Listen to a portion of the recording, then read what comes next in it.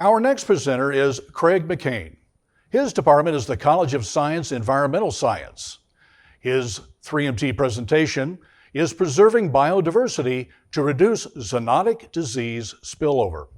Craig, please take the stage.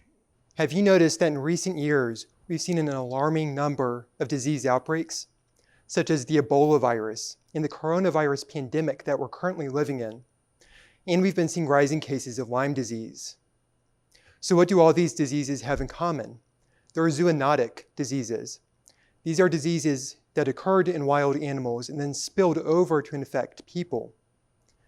Many of these diseases came from wild mammals.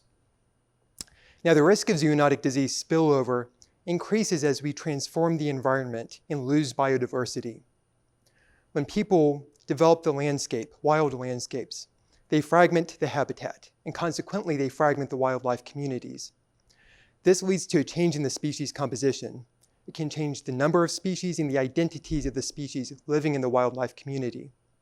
This in turn can remove natural ecological safeguards that are protecting us against zoonotic disease spillover. A good example of this is Lyme disease. As the habitat is lost and fragmented, the wildlife communities are eroded.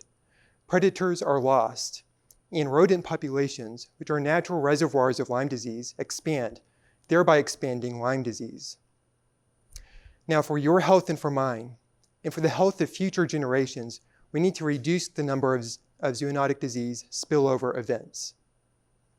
And to do this, we need to preserve the ecological safeguards that are present in diverse wildlife communities.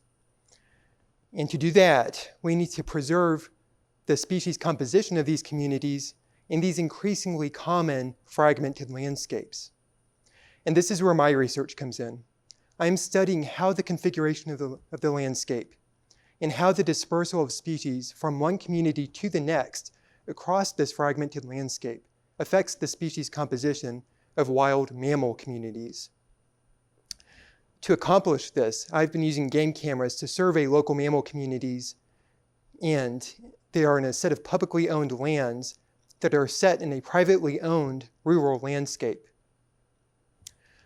I want to learn if the public lands are acting as a refuge for these mammal communities, forming sites for us to focus our conservation efforts. And I want to learn if the habitat in the landscape is exerting a natural selection force on the wild mammal communities, determining what species live in the wild mammal communities.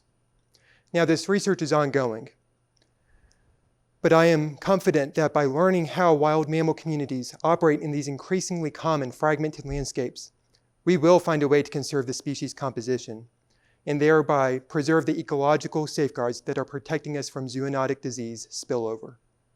Thank you.